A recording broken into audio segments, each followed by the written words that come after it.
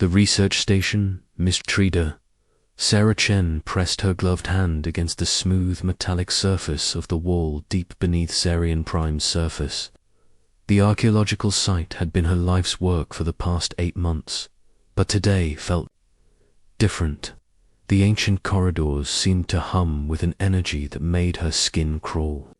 Her breath formed small clouds in the cool underground air as she studied the intricate patterns carved into the alien metal.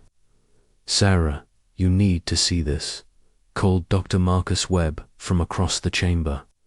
Marcus was the team's xenocologist, a brilliant man who had spent his career studying dead civilizations. His voice carried an excitement that Sarah had rarely heard from him.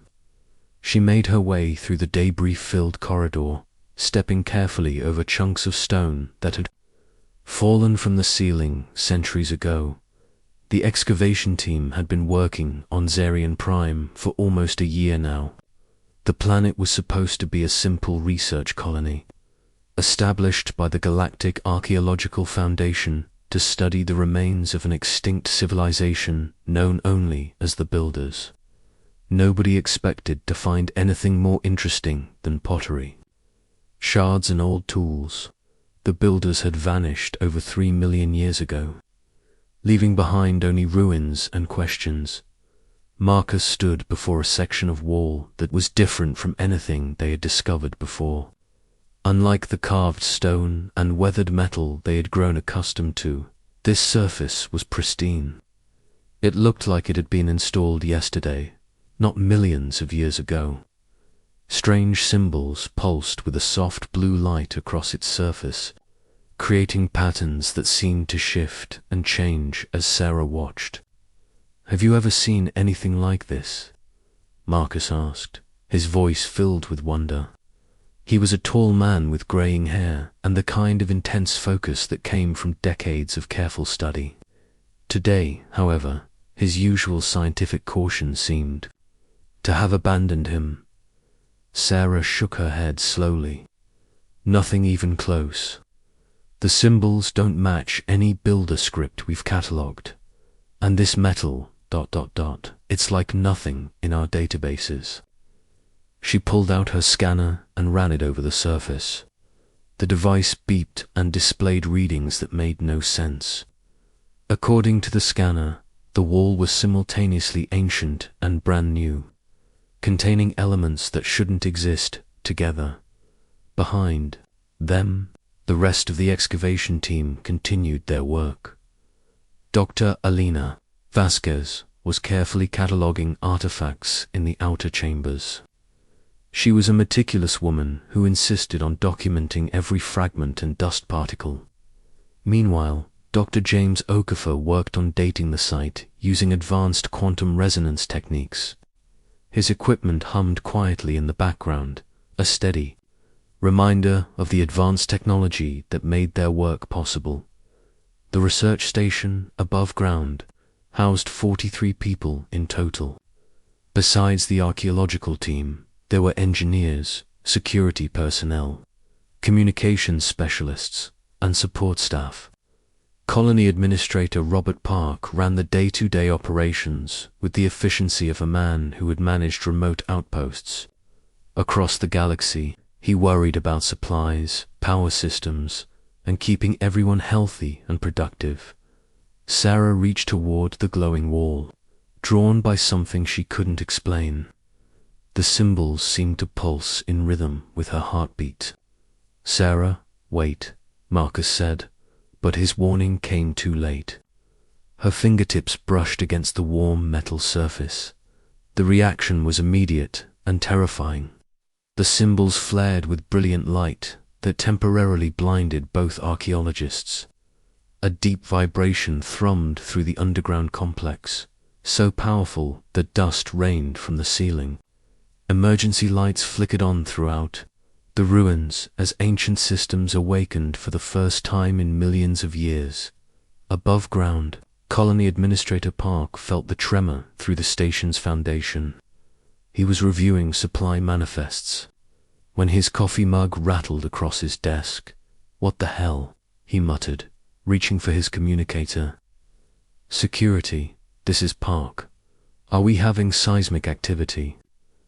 Chief Security Officer Lisa Thompson was already moving toward the communications center when Park's call came through.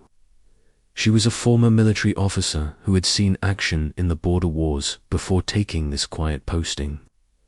Unknown, sir. But Dr. Chun's team is underground. We should check on them. In the communications center, technician David Kim was frantically trying to make sense of the readings on his screens. Every sensor in the underground complex was going crazy. Energy. Readings spiked beyond anything in their experience. Sir, I'm detecting massive power surges from the excavation site. The underground sensors are picking up movement. Deep in the ruins, Sarah and Marcus had bigger problems than power surges.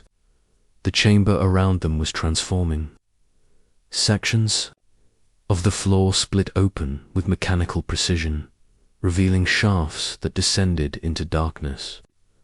From those shafts came sounds that made both scientists step backward in horror. Clicking, scraping noises echoed up from the depths, like massive insects moving through narrow tunnels. We need to get out of here, Marcus said, his scientific curiosity finally overwhelmed by basic survival instinct. But as they turned toward the exit, they saw that their path was blocked. Something was emerging from the newly opened shafts. The creatures that crawled into the chamber defied easy description. They moved like spiders, but were the size of large dogs. Their bodies were covered in what looked like living shadow that shifted and flowed around a core of gleaming black chitin. Red eyes glowed in clusters across their front sections, and their legs ended in claws that sparked against the metal floor. Sarah grabbed Marcus's arm and pulled him toward a side passage they had mapped earlier. Behind them, more creatures emerged. From the shafts, dozens of them, then hundreds. The clicking of their claws on metal created a sound like deadly rain. The two archaeologists ran through passages. They had spent months carefully exploring. Now those familiar corridors had become a maze of terror. Emergency lighting cast eerie shadows on the walls as they fled. Behind them, the clicking grew louder and more numerous. The main shaft, Marcus gasped as they ran. If we can reach the main shaft, we can get to the surface. But when they reached the central excavation area, they found their way blocked. The creatures had spread throughout the underground complex with terrifying speed. Sarah pulled out her emergency communicator. With shaking hands, Park, this is Dr. Chen. We have a serious situation down here. Something has awakened in the ruins. We need immediate extraction. Park's voice crackled through the small device. Sarah, what do you mean, awakened? Your vital signs are spiking. Are you injured? Hostile creatures, Sarah replied, trying to keep her voice steady. Lots of them. They came out of shafts that opened when I touched some kind of control panel. We're trapped in Section 7. Above ground, Chief Thompson was already mobilizing her security team. She had 6 trained personnel and a collection of weapons designed for protecting the colony from wildlife and pirates. Nothing in her experience had prepared her for underground monster attacks, but she was determined to extract the archaeology team. Prep the heavy lifters, she ordered, and break out the emergency gear. We're going down. In the communications center, Technician Kim was discovering that their problems extended far beyond the underground complex. His sensors were detecting movement across the planet's surface. The creatures weren't confined to the ruins. They were emerging from underground locations across the continent. Sir Kim called to Administrator Park. I'm reading multiple emergence sites. These things are coming up all over the primary landmass. Park felt ice in his veins. Zerion Prime was supposed to be a dead world. The only life forms they had detected were basic microorganisms and some simple plant-like species. Nothing had prepared them for this. In the underground complex, Sarah and Marcus had found temporary shelter in a storage chamber they had set up weeks ago. The creatures seemed to be searching systematically through the ruins, but they hadn't found this particular hiding spot yet. Sarah worked frantically with her portable computer, trying to understand what she had triggered. The symbols on that wall, she whispered to Marcus. They weren't decorative. They were a control system, some kind of security protocol. Marcus looked at her with dawning horror. Security for what? Sarah's computer finally processed the energy. Signatures she had recorded. What she saw made her hands tremble. I think this whole planet was a prison, and we just opened all the cell doors. Above ground, the first creatures reached the surface. Colony staff members screamed as they saw impossible things emerge from ventilation shafts and maintenance access points. The creatures moved with purpose, as if they had been waiting for this moment for millions of years. Administrator Park activated the colony's emergency protocols. Steel shutters slammed down over windows and doors. Emergency barriers rose around the main complex. The colony went into full lockdown mode as Park reached for the long-range communications array. This is Zerion Prime Research Station. He broadcast on all emergency frequencies. We are under attack by unknown hostile entities. Repeat, we have a code black emergency situation. Immediate assistance required. The message shot out into space at faster than light speed, carrying the colony's desperate plea across the galaxy. On dozens of worlds, communication officers would soon receive Park's frantic transmission, but as the creatures swarmed across Zarian Prime's surface, Park wondered if help would arrive in time. In their underground hiding place, Sarah and Marcus listened to the sounds of the creatures growing louder and more numerous. Sarah continued working with her computer, trying to find some way to reverse what she had done. But the ancient systems were beyond her understanding. I'm sorry, she whispered. I'm so sorry. Marcus put a hand on her shoulder. We couldn't have known. Focus on finding a solution. But outside their hiding place, the clicking of claws on metal was getting closer. The Shadow Hive, as they would later be called, had awakened after millions of years of imprisonment. And they were very, very hungry. The galactic response 3 light-years away from Zerion Prime. The distress signal reached the first major power in the sector. The Zentari Empire controlled 17 star systems and maintained the largest military fleet in known space. Their ships were works of art and engineering, sleek vessels that could reduce planets to ash with their advanced weaponry. Admiral Corvex of the Imperial Navy was reviewing battle formations when his communications officer interrupted his morning briefing. The Admiral was an imposing figure, even by Zentari standards, standing nearly 8 feet tall with the distinctive ridge-crested skull of his species. His uniform was immaculate, decorated with honors earned in a dozen successful campaigns.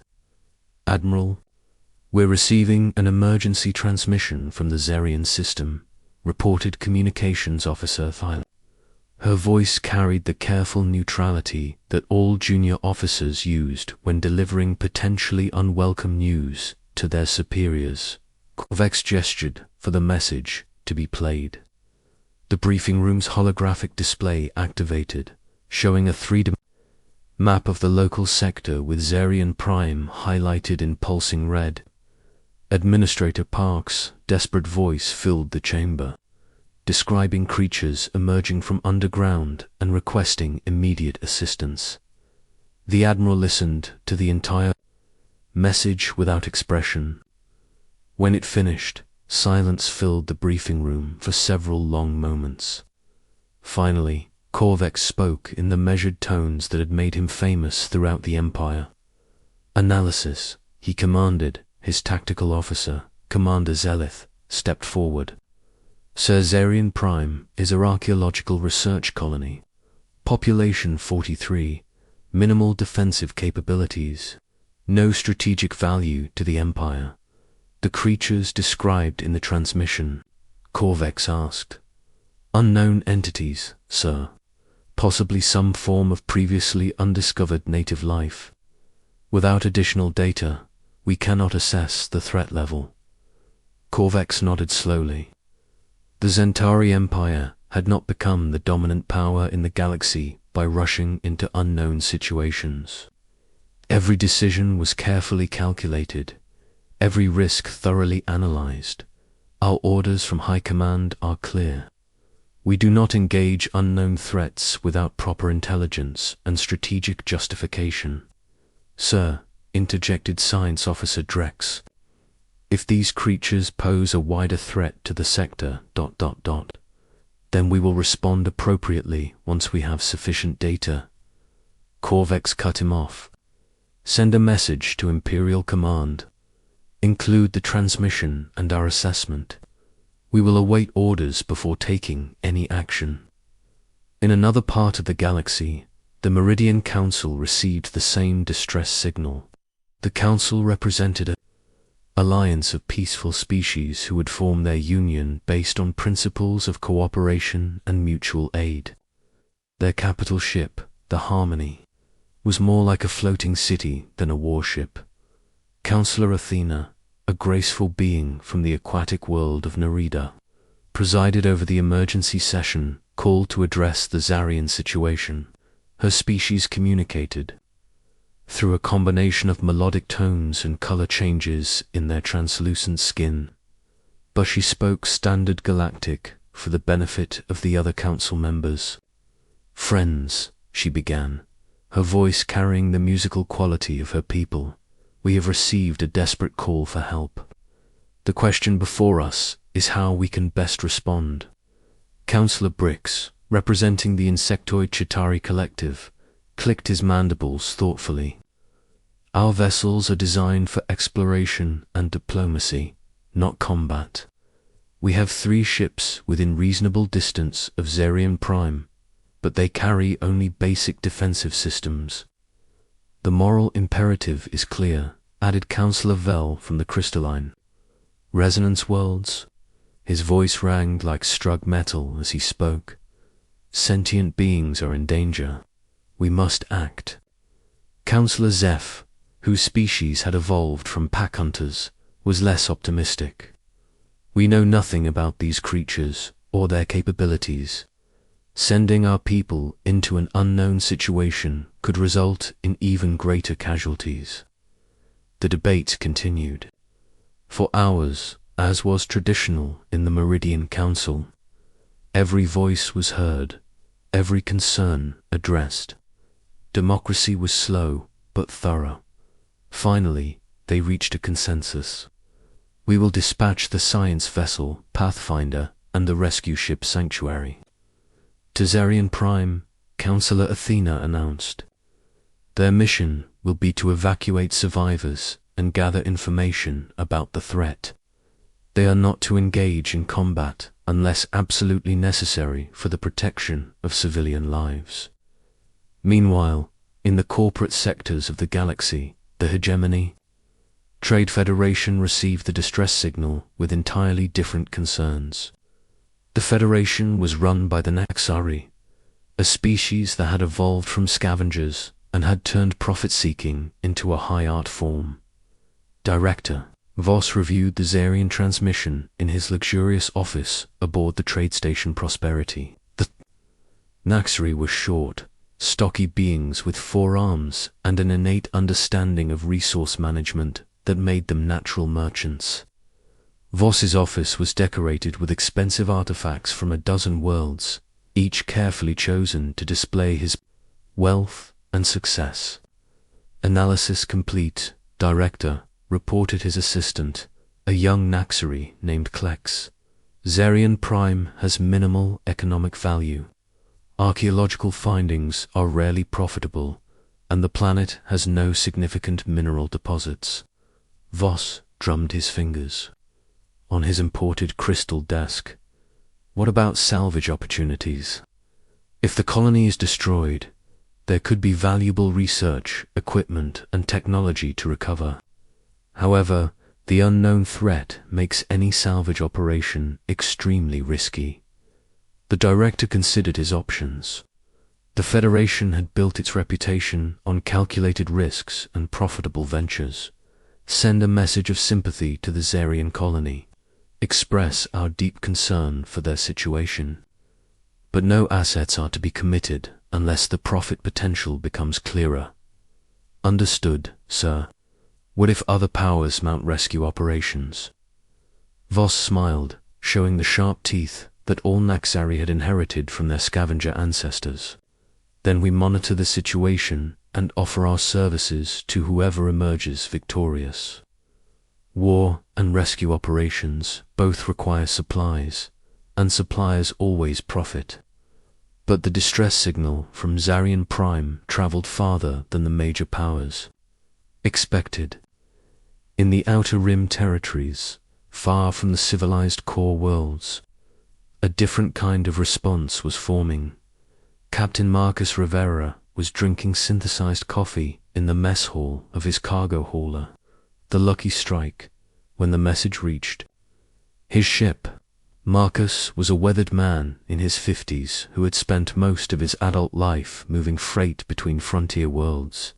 His ship wasn't much to look at, but it was reliable and had carried him safely through asteroid fields, pirate attacks, and bureaucratic nightmares. The Lucky Strike was part of a small convoy of independent traders heading toward the outer colonies. There was the Stellar Wind, captained by Elena Santos, a former military pilot who had turned to cargo running after the border wars. The mining ship, Deep Crawler, was operated by the Johansen family, third-generation asteroid miners who knew every trick for extracting valuable materials from space rocks. Hey Marcus, called Alina over the convoy's communication channel. You getting this distress signal from Zarian Prime? Marcus set down his coffee and moved to the communication console. Yeah, I'm seeing it. Sounds like they're in serious trouble. 43 people, added Captain Lars Johansson from the Deep Crawler. Mostly scientists and support staff. They don't stand a chance against whatever those things are. The convoy's unofficial leader was Captain Sarah Mitchell of the passenger liner New Horizon. She had been transporting settlers to the frontier for 20 years and had a reputation for never leaving anyone behind. When her voice came over the channel, Marcus knew what she was going to say.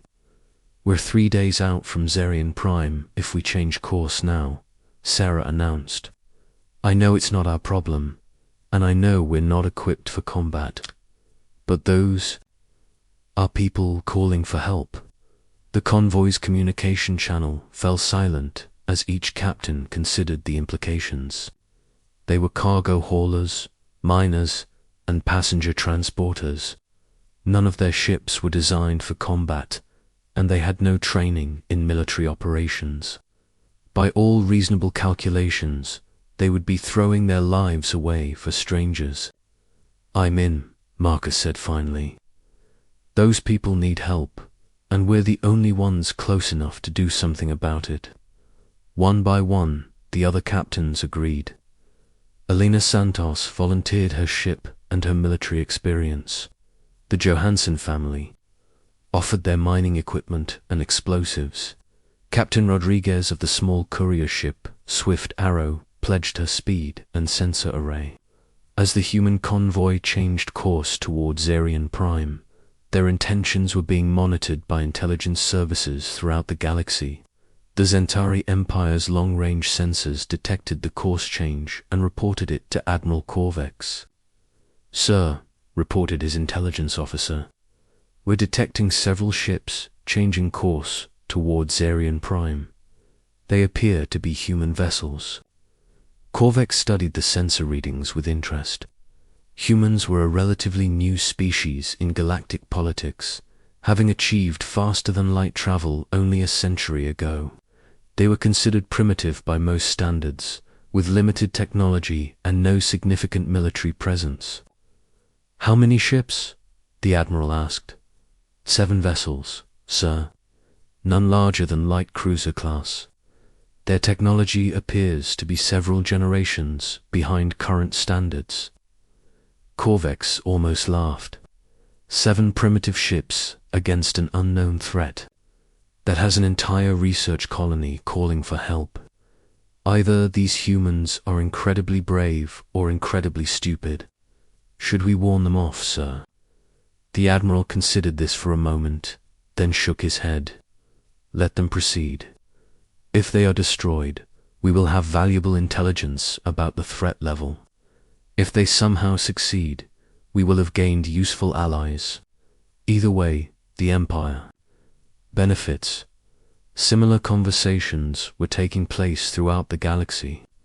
The Meridian Council's ships detected the human convoy and debated whether to warn them of the danger.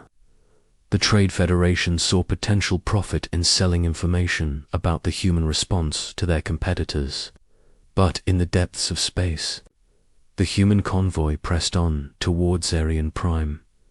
Captain Rivera stood on the bridge of the Lucky Strike and watched the stars streak past. He had no illusions about their chances of success. They were civilian ships heading into an unknown combat. "Situation, Marcus," Elena's voice came over the communication channel. "You ever wonder if we're all completely insane?" Marcus smiled grimly. "Every day. But my grandfather once told me something I've never forgotten." "What's that?" "He said that sometimes you have to do what's right, even when it's stupid. Especially when it's stupid." Behind them, the galaxies. Major powers continued their careful deliberations. Analysis, risk assessment, political calculations, and profit margins all factored into their decisions. Meanwhile, on Zarian Prime, the creatures continued to spread across the planet's surface. But help was coming. Not from the mighty empires or wise councils, but from a small group of cargo haulers who had decided that some things were more important than profit or safety. The humans were 3 days away from Zarian Prime, and they were determined to save whoever they could. The galaxy was about to learn something new about humanity.